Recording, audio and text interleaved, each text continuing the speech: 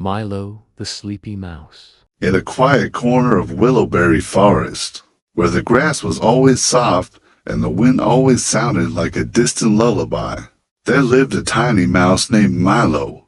Milo was smaller than most of the other mice, with round, gentle ears and sleepy eyes the color of warm cocoa. While other mice loved to race, chatter, and scamper for crumbs, Milo loved something else entirely. He loved the night. Not the noisy part of night, when crickets chirped and owls hooted loudly, but the soft, still part, the part where the stars seemed to lean down and listen, and the moonlight wrapped the earth in a silver blanket. Milo's home was under the roots of an old willow tree at the edge of a clear little pond. The entrance was framed by tiny smooth pebbles he had collected himself, polished by his paws and arranged with great care. His door was made from half of a walnut shell, carefully sanded on a rough rock so it would fit just right. Inside, his burrow was cozy. Dried moss made a fluffy carpet. One corner had a tiny bed made from layered leaves and cotton tufts. Another corner had shelves carved into the earth, where he lined up shiny things he had found on his quiet walks: buttons, beads, bits of glass that caught the moonlight and turned it into tiny hidden stars. On his walls, every evening, when the sky turned soft orange and purple, other animals got busy. Squirrels hurried to store their last acorns. Birds fluffed their feathers and tucked their beaks under their wings. Foxes began to sneak through the tall grass. The forest hummed with the sounds of settling down. But Milo had a different ritual. He would climb out of his burrow, sit at the very edge of the pond, wrap his little paws around his knees, and tilt his head toward the sky. He liked to watch the first star appear. It always started with just one, a single brave dot of light that peeked through the fading colors of day. Milo always whispered to that first star. No one else knew what he said, only the star and him. Sometimes he thanked it for coming back. Sometimes he told it about his day. Sometimes he told it about his dreams. And Milo had many dreams. He dreamed of walking on moonbeams as if they were bridges. He dreamed of sliding down rainbows in the fields of dandelion fluff. He dreamed of having a lantern made from a star, one that shone with light so soft and gentle that anyone who looked at it would feel their worries float away like feathers on the breeze. There was one dream that sat closest to his little heart. Milo had heard an old story from a traveling moth one night, when he couldn't sleep and had wandered a little farther than usual. The moth had fluttered around his head, glowing softly, and told him about a special star called the nightlight star. According to the moth, the nightlight star glowed brighter than any other star, but not in a harsh way. Its light was warm and soothing, like a hug you could see. It was said that under the nightlight star's glow, even the most restless hearts could fall into peaceful sleep. Nightmares would curl up and dissolve. Shadows would soften. Tears would dry on their own. From the moment Milo heard that tale, he could not stop thinking about it. He imagined leading frightened little animals under that star's glow, watching their eyes slowly close, therefore relax, and their breathing become slow and steady. He imagined the whole forest wrapped in a gentle hush, like a lullaby turned into light. He imagined it so clearly that sometimes he almost felt that it must already be true. Do you really exist? He would whisper to the sky. Nightlight star, are you really out there? The pond would answer only with soft ripples, and the willow tree would answer only with slow, sleepy sways of its branches. But Milo kept believing. Believing didn't cost anything, and it made his little heart feel warm and full. That evening, after a peaceful day of collecting moss and rearranging his pebbles, Milo felt especially sleepy. He had yawned 3 times before the sun had even fully set.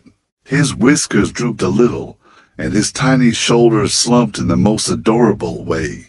But he still stepped outside for his usual visit with the first star. The pond shone faintly with leftover sunlight, and fireflies blinked lazily in the tall grass. As if they were getting ready for bed, Milo settled at the edge of the water, hugged his knees, and waited. The first star appeared just as it always did right above the willow's highest branch. It flickered once, twice, then steadied like a candle flame protected by unseen hands. Milo smiled softly. "Hello again," he whispered. "I'm glad you came back." He closed his eyes for a moment and let the cool evening breeze brush over his fur. It carried the scent of wildflowers and damp earth. It was the kind of smell that made you want to curl up and sigh happily. Milo opened his eyes again, ready to tell the star about a dream he'd had the night before. But when he looked up, something felt different. The sky seemed to shimmer dot. It was like someone had gently shaken the world, just a little. The stars quivered at the edges of their light. The moon, which had just begun to rise, blinked as if unsure it wanted to be fully awake. Milo blinked too, rubbing his eyes with the back of his paw.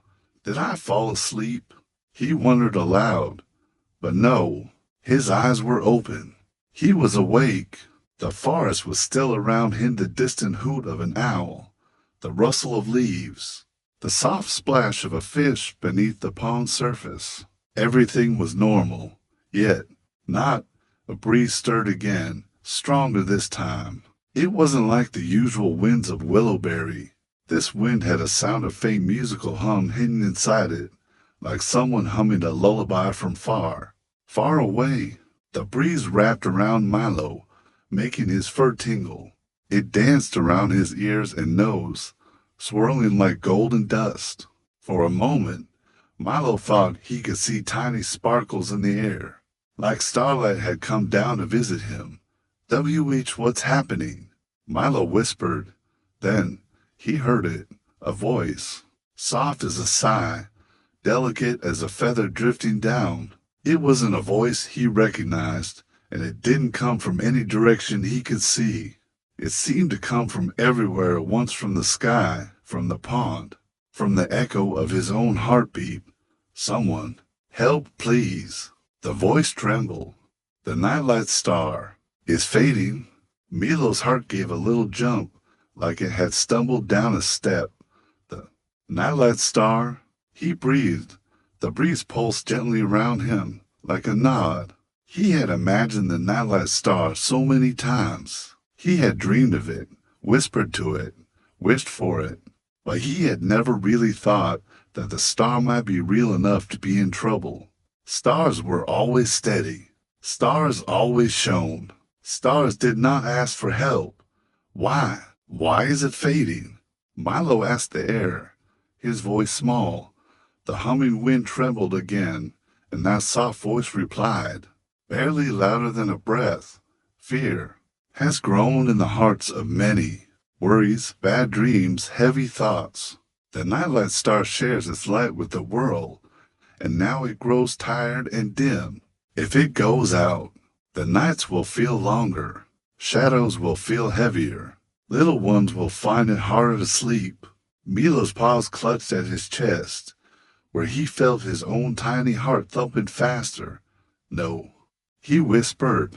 The idea of a night without gentle comfort, without a soft place for dreams to land, made him feel cold. "No, that can't happen. The world needs the nightlight star." The wind swirled once more, slowly, carefully, as if afraid to blow too hard. Someone with a gentle heart, someone who still believes in soft dreams, must find a way to help. Someone small, someone brave in a quiet way. Milo looked down at his reflection in the pond. A tiny mouse with ruffled fur, drooping whiskers, and round, tired eyes stared back at him. He didn't look brave. He didn't look important. He looked like someone who should be tucked in, not sent on a quest. but something inside him, something warm and glowing stirred. I believe in the nightlight star, he said, his voice shaking. I always have. The wind grew warmer around him, as if hugging him. Then maybe, the voice whispered gently, it believes in you too. Milo swallowed. His paws trembled. His tail curled around his feet like a comforting robe. What could I possibly do? He asked. The sky above him seemed to blink. One star flickered sharply, then steadied, sending down a ray of light so soft and faint that only someone watching carefully, someone like Milo, could see it. The ray touched the surface of the pond, and on the ripples, an image appeared. Milo saw a distant hill, topped with a stone arch that looked like the hands holding the sky. Beneath the arch, a path of light wound like a silver ribbon into the clouds. At the center of that light, pulsing weakly, was a star that glowed like a candle almost burned to its end. The nightlight star. Milo whispered, breathless. The image shimmered and faded, like a dream slipping away just before waking. The pond was just a pond again. The sky was just a sky again. But Milo's heart was different now. It ached with something new, a mix of worry and hope and something else. Something like responsibility. I'm just a little mouse, Milo said quietly. I'm sleepy and small, and sometimes I'm even scared of my own shadow. The willow branches swayed above him. The breeze brushed his fur like a hand smoothing a child's hair. Sometimes, the voice whispered, the gentlest hearts are the most powerful ones. Sometimes, the smallest steps carry the greatest light. Milo's tiny paws curled into fists. His whiskers straightened. His sleepy eyes still looked soft, but inside them, a spark had lit, a spark that matched the trembling glow of the distant nightlight star. Will you show me the way? He asked. The wind hummed a note that sounded almost like yes. A trail of shimmering dust rose from the ground, winding between the grass blades, threading through the roots of trees, glimmering faintly like a path made of sighs and wishes. Milo stood up. His knees felt wobbly, but he stayed standing. He looked back at his little walnut door, at the soft moss around it, at the quiet safety of his burrow. He could stay. He could curl up in bed, wrap his tail around himself, and pretend he had never heard the voice. He could convince himself that the nightlight star would be fine without him, that someone bigger, stronger, braver would step in instead. But the forest was quiet. No one else had heard the call. Had come to him. Milo took a deep, shivery breath. I'm coming. Nightlight star, he whispered. I'll try. I don't know how much I can do, but I'll try with all of my heart. With that, the sleepy little mouse took his first step onto the shimmering path. The soft glow lit the undersides of his paws as he walked into the deepening night, leaving behind his cozy burrow, his familiar pond, and the willow tree that had always watched over him. The nightlight star was fading, but for the first time, far below in Willowberry Forest, a tiny new light had begun to shine inside the heart of Milo the Sleepy Mouse. Milo had never traveled far from his willow tree before. His world had always been comfortably small. The pond, the nearby berry bushes, the hollow log where he sometimes napped in the afternoons, and the patch of wildflowers that smelled like sunshine. The forest beyond those places felt big and mysterious, too big for a small mouse, with a love of quiet, sleepy evenings. But tonight was different. Tonight, the forest was not just a place of trees and shadows, it was a path to the sky. Before going afar, Milo decided he needed to be prepared. The shimmering trail waited patiently, glowing softly like a friend holding a lantern in the dark. Milo turned back for a moment and scampered down to his burrow, paws moving quickly, heart beating faster from both nerves and a strange, fluttering excitement. Inside, his home felt extra cozy, which made it extra hard to leave. His moss bed looked fluffier than usual. His shelves of little treasures glinted in the faint starlight poking through the cracks above. A tiny corner where he kept crumbs and seeds seemed to whisper, "Stay. It's warm here. It's safe here." Milo paused, one paw still on the threshold. "I'll be back," he told his burrow gently, as if it were a friend. "I promise. And when I come back, I hope the nights will feel softer for everyone." He took a large leaf and folded it carefully, turning it into a little satchel. He tied it with a thread he had found long ago near the edge of the forest, and slung it across his shoulder. His heart might have been full of dreams, but dreams alone didn't fill a tummy. He looked through his food corner. There were a few crumbs of cheese, some seeds, and a tiny piece of dried fruit. He chose one good-sized crumb of cheese and a handful of seeds, placing them gently into the leaf satchel. Then he took an acorn cap, filled it with water from his little clay dish, and drank deeply. The journey ahead looked long in his mind. He didn't know when he would next find water, but he knew he would find a way. After all, the forest had raised him. It would not turn completely away from him now. His eyes fell on a tiny tuft of cotton he had found once, blown in from some faraway place. It was soft like clouds, soft like the inside of dreams. He had always used it as a pillow. He hesitated, then gently tucked a portion of it into his satchel. "Just in case I need a bit of comfort," he murmured, before leaving. He climbed up on his moss bed one last time, pressed his cheek against it, and listened. The earth hummed quietly beneath him, a slow, steady rhythm that matched the beating of his heart. He let that feeling sink into him, like a memory he could carry even when he was far away. "I could be brave," he whispered, almost to convince himself. "Being brave doesn't mean I'm not scared. It just means I'll keep going even though I am." With that, he hopped down, adjusted his satchel, and pushed open the walnut shell door.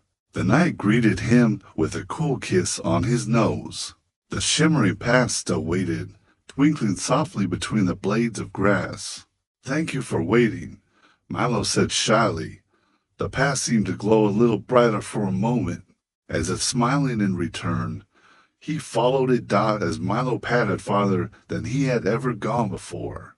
The forest began to change. Trees grew taller, their branches lacing together like fingers holding hands, weaving arches over his head. Shadows stretched and yawned, but they didn't feel menacing.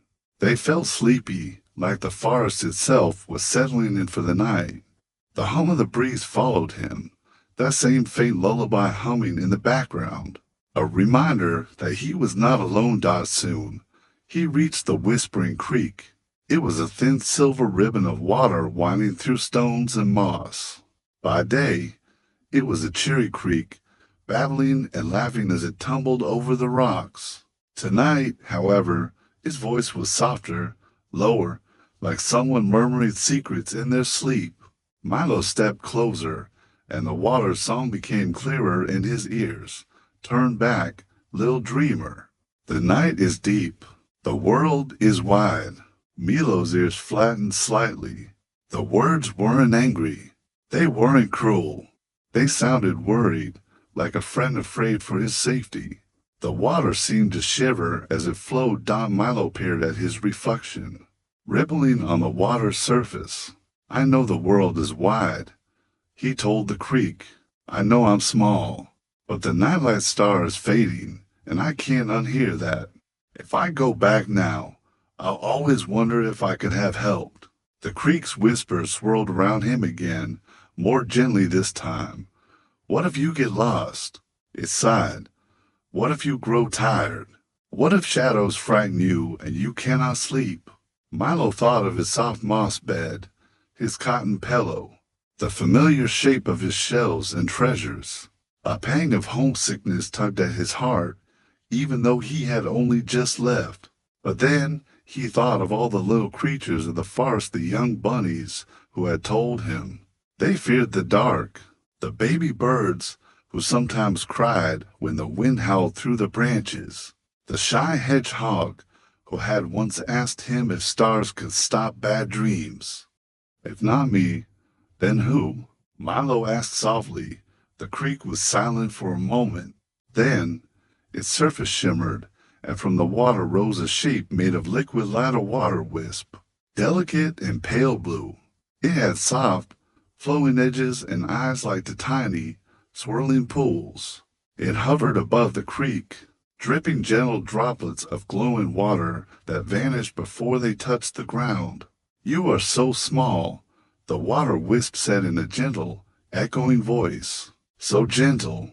The world beyond this creek holds hills and valleys, winds and storms. You may find places where no one knows your name. Are you ready for that, little mouse?" Milo's paws shook, but he stood his ground. I'm scared," he admitted. "I don't know everything that's out there, but I know that the nightlight star is tired, and I know my heart hurts when I think of it fading. I don't want the world to lose that soft light. I don't want little ones to lie awake, afraid." The water wisp studied him, its liquid eyes kind and curious. "Why do you care so much?" it asked. "You are just one small mouse in one small burrow beside one small pond. The sky is vast. The star is far." Milo placed a paw over his heart. "Because when I look at the night," he said, "I feel like it's looking back at me. The stars listen when I talk. The moon comforts me when I feel lonely. The nightlight star, it gave light to all of us. Maybe it doesn't know my name, but I know it's light. That's enough for me to try." The water wisp's glow softened. The creek's whispers quieted, as if the water itself leaned in to listen, a gentle heart indeed.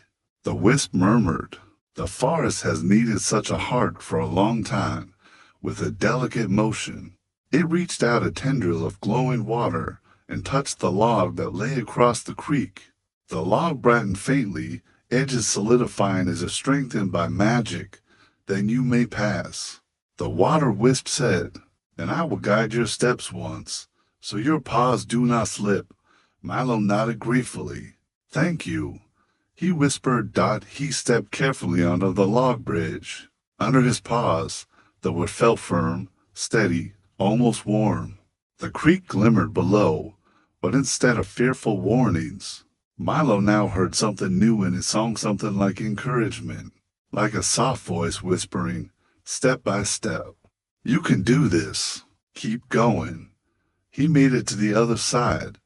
When he turned to look back, the water wisp was gone, melted back into the flow of the creek. But Milo knew it would remember him. The forest was beginning to take notice of his journey.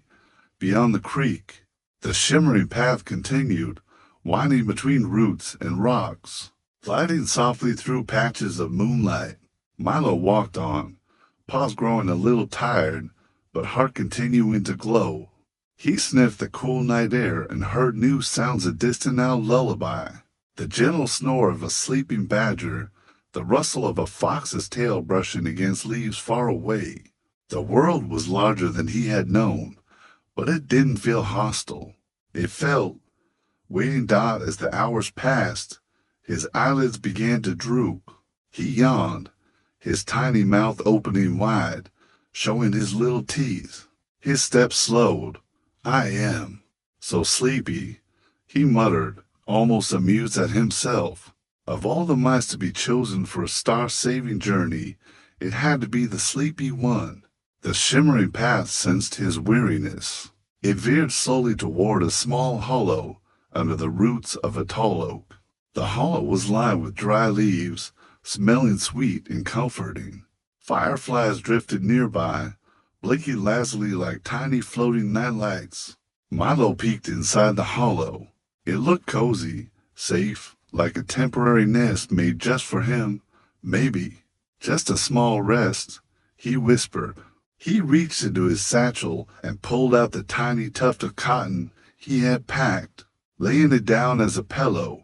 He curled himself up, tail wrapping over his paws. The earth beneath him hummed softly.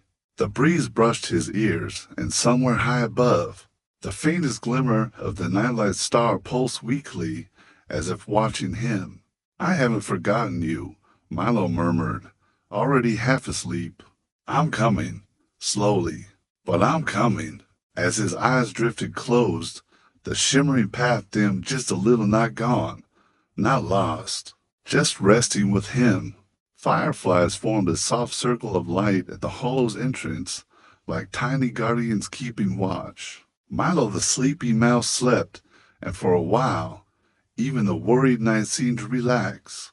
The journey had only just begun, but already, someone small had stepped forward for something great, and somewhere, far beyond the trees and clouds, in a place where light could feel tired and stars could dream, the nightlight star flickered softly, as though it felt a gentle promise moving toward it on tiny, determined paws.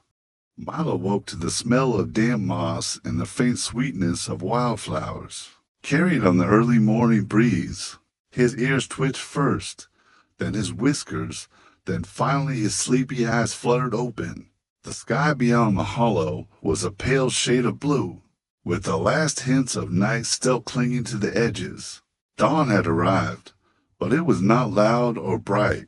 It was soft, like a blanket being pulled up slowly over a child's shoulders. For a moment, Milo forgot where he was. He stretched, his tiny back arching adorably, and murmured, "MMM. My bed feels different." Then, like a gentle wave rolling back to the shore, the memories of the night returned. The shimmering path, the whispering creek, the water wisp, the call of the nightlight star. His heart gave a little flutter. "Oh," he gasped, sitting up quickly. "I'm on a journey, a real one." He looked outside the hollow. The shimmering path waited faithfully nearby, glowing faintly even in the growing light of morning. It hadn't left him. It felt like a patient friend, ready to walk when he was. Milo yawned and rubbed his face with his paws, trying to smooth down his fur. He reached for his leaf satchel, checking inside to make sure everything was still there. Cheese crumb. Yes. Seeds. Yes. Tiny tuft of cotton. A little squished, but still there. "I can do this," he told himself. One step at a time, one breath at a time, one heartbeat at a time. As he stepped out into the gentle dawn, he noticed that the forest looked different in this early light. Dewdrops clung to every blade of grass, shining like beads of glass. Spider webs glistened, strung with tiny rainbows. Flowers that had closed at night were just beginning to open their petals, yawning in their own flowery way. A small rustle in the nearby bushes made Milo pause. Out from the leaves popped the little brown nose, followed by a pair of bright eyes and twitching whiskers. A young rabbit, with ears too big for its head and fur still fluffy with youth, emerged, dragging a clover between its teeth. The rabbit blinked at Milo in surprise. "Oh," the rabbit said, dropping the clover. "I didn't know anyone else came this far this early. Are you lost?" Milo shook his head, though he didn't feel entirely sure. "And no," he said, "at least, not exactly. I'm on a journey. My name is Milo." "I'm Clover," the rabbit replied, ears twitching curiously. "A journey? You're so small. Where are you going?" Milo glanced at the shimmering path, then up to the sky, where the faint ghost of stars still lingered beyond the blue. I'm trying to help the nightlight star," he said quietly. "It's fading, and if it fades completely, nights might feel darker and heavier for everyone. I heard it call. I couldn't just ignore it." Clover tilted her head, her ears drooping thoughtfully. "The nightlight star?" she repeated softly. "My mama told me stories about that. She said that when I was a baby and cried at night, she would imagine that star wrapping me in light. She said it helped her feel calm, Even when she couldn't fix everything, Clover's eyes softened. Is that star really in trouble? Yes, Milo replied, his voice barely above a whisper. At least, that's what the wind said. I saw it in the pond, too. It looked tired, dim, like it was trying very hard to keep shining. Clover's nose wiggled nervously. That sounds scary, she admitted. I don't like the dark very much. If the nights become heavier, I think I'd be too afraid to sleep. That's exactly why I have to try, Milo said, more firmly than he felt.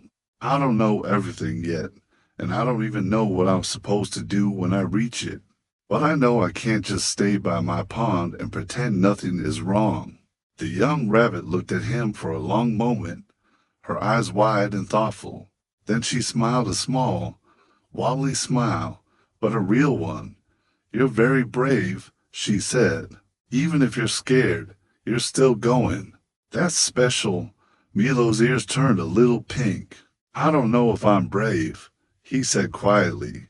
I think I'm just trying. Clover took a hop closer. Sometimes trying is the bravest thing, she said. Could I walk with you for a little while? I've never met someone on a star-saving journey before. Milo felt a burst of warmth in his chest. The idea of company made the road ahead feel less like a long, lonely stretch and more like a shared adventure. I'd like that, he said. Clover hopped beside him as they followed the shimmering path deeper into the forest. She talked a little faster than Milo, asking questions and making observations. Do you think stars sleep? She mused. If they do they dream of us down here? Maybe the nightlight star is just very, very tired from always watching over everyone. Maybe. Milo answered, smiling softly. Maybe it needs someone to remind it that it's not alone, that we still see it, that we still love its light.